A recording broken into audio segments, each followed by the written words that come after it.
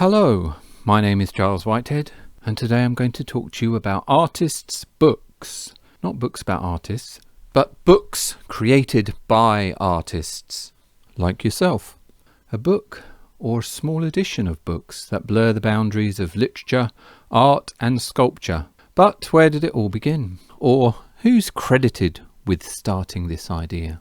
Perhaps the illuminated manuscripts of monks in the Middle Ages copying out the Bible could be described as the first artist book, before the invention of the printing press and mass production became a possibility. For me, the idea of making a book just came naturally. As soon as I knew about books, I wanted to create my own. Certainly at school, I remember making my own comics with my friend Kerry. Probably the first time I encountered an artist book and the art form was given an actual name was in a sixth form art history lesson with Vera Brumby, learning about the artist, poet and printmaker William Blake, who created his own books from scratch during the late 18th and early 19th century, creating illustrations and poems beautifully woven together. Tiger, Tiger Burning Bright being the really famous one. The benefits of doing it yourself being that you don't have to persuade a publisher to publish your book, that you can just go ahead and have total control of what you produce, just for fun. Or perhaps you have a burning tiger vision of something you want to get out into the world and no one else would let you. So you can just do it with whatever technology you have at hand. Pen, paper, printing press, photocopier, computer printer. The downside being you probably don't have the advertising or distribution power and probably won't sell so many copies. However, if you did buy one of William Blake's books, you'd be sitting on a small fortune right now. In the late 1980s, after finding Small Dreams of a Scorpion by Spike Milligan in a charity shop, and on a foundation course in Maidstone, I was inspired to make my own poetry book. I started with an A6 sketchbook. The hardback books had these kind of covering of plastic and you could slice open at the top and then slide your own image in. And that looked quite nice. It looked quite like a real proper laminated book. And I typed out my poems on a typewriter and glued them in, along with lots of collage, painting and drawing and photographs, and created my own artist book. Later on, in my degree course, we had visiting artists who came and taught us bookbinding, and we also had artist book workshops, where I made a book about a multi-storey car park. Artists are always playing around with conventions, and artist books come in all different shapes and sizes, often challenging the idea of what a book is: scrolls, fold-outs, concertinas, or loose items contained in a box. Artists have been active in printing and book production for centuries, but the real evolution of the artist book probably started in the early 20th century. Various groups of avant-garde artists across the continent shared to focus on pamphlets, posters, manifestos and books. And the idea of typography became something one could play with and become a real feature of the design.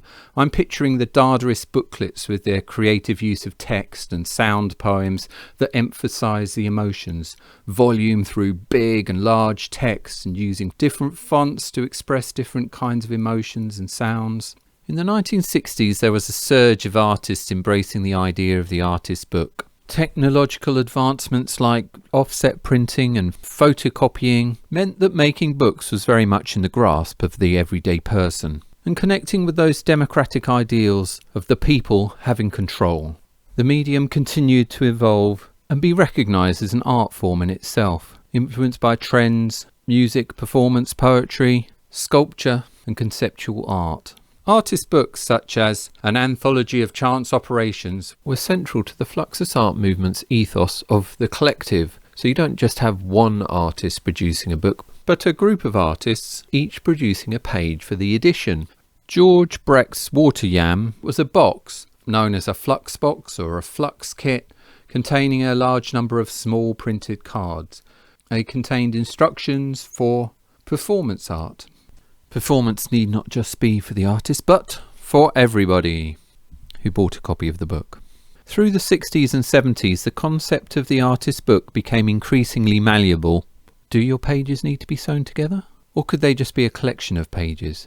Do your pages have to be flat? Or could they be more sculptural? Should the book be something you can actually open and see inside? Or is it a censored book? When I was an art teacher, I took my A-level class to the Victoria and Albert Museum. where the curator took out a fascinating collection of artists' books. And my favourite was one that had bells and pages full of squashed masks. Performance and conceptual art were also intertwined with the artist book movement. The International Society of Copier Artists formed in 1981 and helped to establish electrostatic art as a proper, legitimate art form. Clearly the 1980s was the time of the underdog. In the 1990s, when I was staying in Wales with my artist friend Mahanuel Jones, we made a book from slate, although I can see why stone books didn't catch on. The thing is, once you learn a few bookbinding skills, you can start to bind anything you want. One thing I like to do travelling around is to pick up various bits of ephemera from tourist information and train stations and fold them up and bind them together, draw over them, and it creates a perfect artistic travelogue journal full of all the things you found on your journey. There's also the process of taking a pre-existing book and altering it. One of my favourites was from an exhibition at County Central Library, where there was an altered book called Journey to the Centre of the Earth, which contained holes cut through a large atlas. I think the thing is, with every artist, you use your ideas and the resources that are available to you at the time. The book is just another way of putting a collection of ideas together. Be playful, have fun, push the boundaries of what an artist book can be.